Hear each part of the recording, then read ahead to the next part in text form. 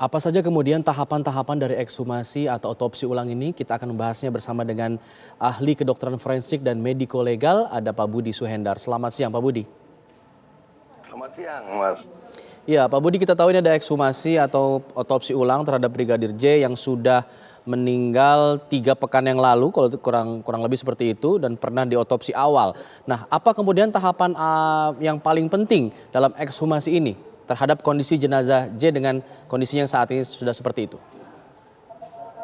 Baik, yang penting adalah tentunya pemeriksaan terkait dengan luka-luka yang ada pada tubuh jasad Brigadir J dan tentunya menyimpulkan nanti terkait dengan jenis kekerasan atau jenis luka yang ada pada tubuh tersebut.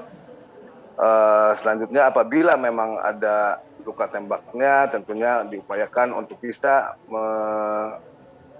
menunjukkan arah datangnya peluru ya atau proyektil dan juga menentukan ada tidaknya jenis luka yang lain dan bagaimana luka itu bisa terjadi.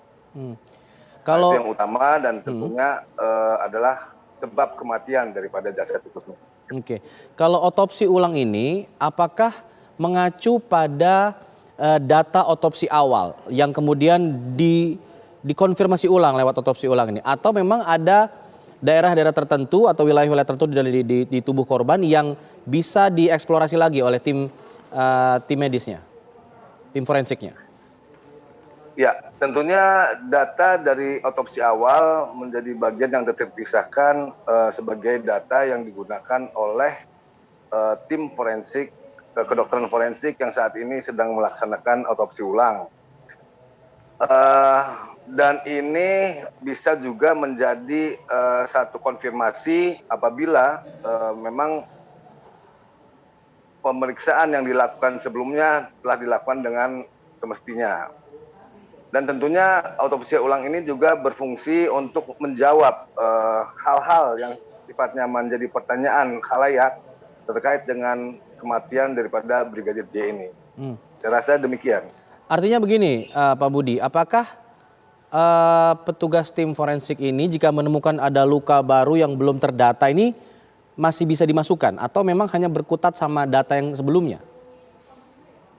Oh tidak, tentunya hal-hal yang ditemukan nanti yang menjadi hal baru daripada hal yang telah ditemukan sebelumnya itu akan pasti dicatat dan itu wajib untuk ditemukan tentunya. Jadi pemeriksaannya adalah menyeluruh untuk menentukan luka-luka apa saja yang ada pada jasad Brigadir J dan juga bagaimana atau sebab matinya seperti apa. Ya, kenapa saya tanyakan itu? Karena memang pihak keluarga atau pihak kuasa hukum juga meminta agar kelamin dan tubuh dari Brigadir J ini diperiksa. Karena sebelumnya mereka belum sempat memeriksa hal tersebut saat membuka peti pada saat menerima jasad. Nah, karena waktu itu juga sempat mendapat informasi bahwa tim forensik ini tidak bisa mendapatkan masukan dari keluarga. Jadi mereka hanya mendata sesuai luka yang mereka lihat saat itu. Artinya jika ada request atau permintaan dari pihak tertentu, apakah ini bisa diakomodasi?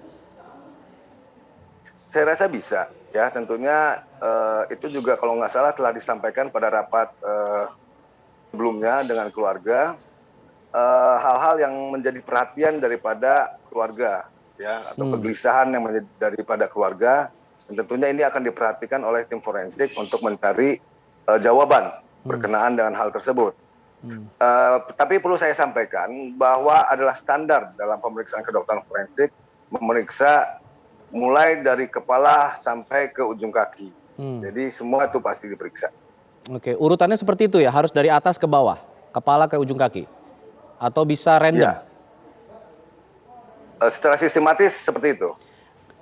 Untuk penugasannya bagaimana? Karena kita tahu ada 7 sampai 10 orang dokter yang bertugas untuk mengotopsi ulang ini. Biasanya seperti apa untuk pembagian tugasnya? Apakah semua bekerja di waktu yang bersamaan atau ada bagian-bagian tertentu dari tiap dokter ini? Ya tentunya nanti telah dilakukan pembagian tugas daripada dokter-dokter yang terlibat, khususnya saat pelaksanaan otopsi ulang ini. bagaimana perannya dan apa yang harus dilakukan. Tapi secara keseluruhan semuanya akan memperhatikan, ya semuanya ya, semua dokter-dokter akan memperhatikan hal-hal yang menjadi temuan secara keseluruhan. Hmm.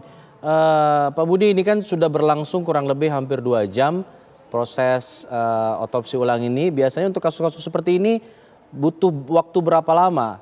Apa yang kemudian dikumpulkan selain apa mereka mengumpulkan sampel kah atau seperti apa? Ya, rata-rata memang saat kita melakukan ekshumasi dan autopsi terhadap jasad, rata-rata memang berjalan 3 jam ya rata-rata. Pada kasus ini mungkin bisa berjalan lebih lama, mengingat kondisi yang mungkin sudah berubah dan memerlukan penanganan ekstra.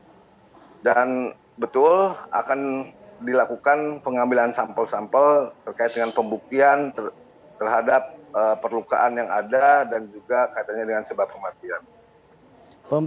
Pengambilan sampel ini artinya pengambilan organ begitu untuk kemudian diteliti lebih lanjut atau bagaimana? Kalau kita bicara sampel artinya sebahagian daripada organ itu ya, nggak keseluruhan. Oke. Disebutkan juga oleh pengacara keluarga bahwa ada beberapa organ tubuh dari Brigadir J yang akan dibawa ke Jakarta untuk diperiksa lebih lanjut. Apakah memang ini suatu hal yang lumrah dalam ekshumasi di daerah misalnya, sehingga kemudian harus ada penelitian lebih lanjut di Jakarta?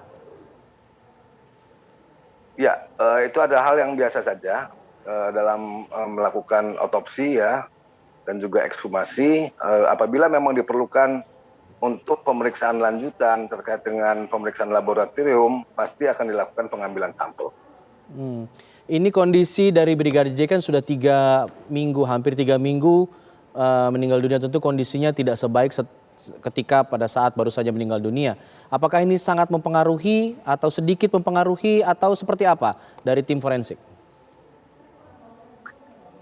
Ya, dari sudut kedokteran forensik tentunya ini akan mempengaruhi kaitannya dengan metode ya, beberapa metode yang perlu dilakukan untuk memastikan sesuatu terkait dengan temuan-temuan yang ada, khususnya misalnya pada kasus ini adalah kaitannya perlukaan ya, memastikan bahwa luka-luka itu adalah jenis luka tertentu ya kan, bagaimana penyebarannya dan selanjutnya.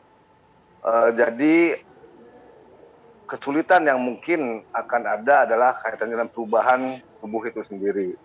Tapi kita memiliki metode-metode ilmu kedokteran forensik untuk bisa mengatasi itu. Sepanjang memang ada dalam jangkauan teknologi yang kita miliki.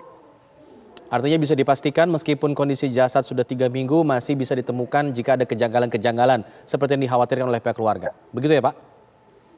Betul. Baik, terima kasih Pak Budi Suhendar selaku ahli kedokteran yang sudah berbagi informasi bersama kami di Kabar Siang. Selamat siang Pak Budi. Selamat siang.